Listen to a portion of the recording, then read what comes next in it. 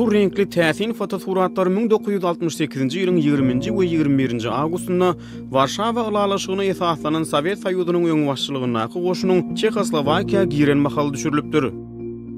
Olary 20 ýaşyndaky höwetçiň fotosuratçy Libor Gajski suraty düşüripdir. 50 ýyl geçenligine garamazdan Gajski ol günleri edildiğini ýaly anyk ýatlaýar. Na těch dýmech to už je vidět. Tady ta ulice zčernala, jako kdyby bylo prostě večer, že jo. A začali pomalu a jistě bouchat ty šrapnely taky, že jo. No.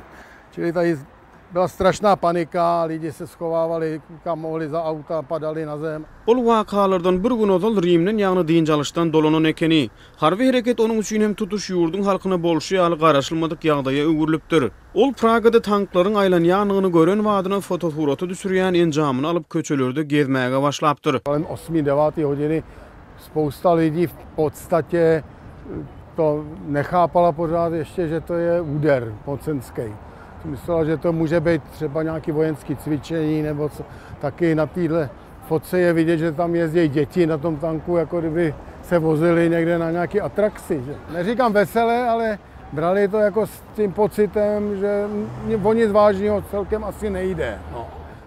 Haçan Sowet eskerleri adamlaryň kellesiniň üstünden odaşyp goýberen Mihail Vatlavski meýdançasynaky düşnüksiz şadýanlykdan nam nişan galmady. Furt se snižovalo a teď jsem se bál, že se to nezastaví, že to půjde až na mě. Tak to jsem zažil takovou první hrůzu, musím říct. Bir näçe jaýlar toplumundan aňyrda harby hereketiň gurnolýanyny aýtmagy dowam edýän Çeх radiosu ýerleşýärdi. Sowet goşunlary onu ýapmak istedi. Haçan harbylar radionuň ýerleşýän jaýyna golaýlanyny märeke golda üçin bir aýam ol ýere üýşipdi. Gajski ol ýerde hem düşünşmedligiň höküm sürenligini belleýär. Tady přesně vidět ty výrazy těch Rusů. To nevypadá jako osvoboditele. Když se na to hlouběji podíváš, tak mají takový zasmušilý obličeje, jo. Oni nevěděli, chudáci, nevěděli, co mají dělat. Radionuň öňünde galagoplyk höküm sürmäge başlanyny birden ugruny ýitiren ýük ulogy märekeniň arasyna girdi we ol bir näçe adam basgylap öldürýär. V tu ránu jsem se otočil a vidím něco řítí. Tak jsem jenom takhle, jak jsem dělal ten foťák, tak jsem takhle zmáčknul. A bylo mi pak špatně teda z toho. Musím říct, že jo, na to se špatně vzpomíná teda. No. Şol gün radionuň jaýynyň öňünde 15 adam aradan çykdy. Harby hereket mahaly bolsa 100den gowrak adam helak boldy. Ýöne Gajskiň bir ol günlerdäki elgençlikleri däl şol bir wagtyň özünde bir syhly bolmaýan rehimdarlygy hem ýatlaýar.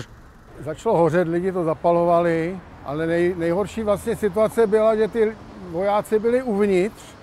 Teď se to začalo rozžhavovat, ty tanky. Tak najednou lidi začali křičet, vylezte ven, ať se vám nic nestane. Jo, to bylo taky skutečně žertovný v této situaci, ještě takový soucit s nima, jo, prostě, jo, bytečnej. No.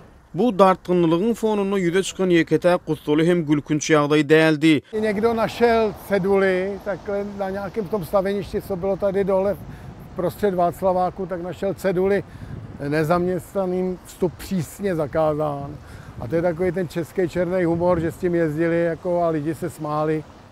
Bu fotosuratlar harby hereketden soň dören galagoplyk sebäpli saklandy. Sowet harbylary Çekoslovak telegraf gullugyny barlyga geçirdiler we suratlaryň esasy nuskalaryny aldylar ýa-da ýok etdiler.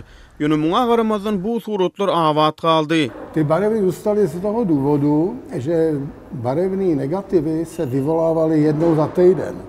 A poněvadž ten 21. byl takový zmatek, to nebylo vůbec možný, do toho ještě jako spouštět tu barevnou laboratoř. Ten to vyvolával asi až za 14 dní. Tím se to zachránilo. 1968-nji ýyldaky harby hereket liberal sosializmiň gyzgy möhletli tolgunçugynyň öňüni alypdyr.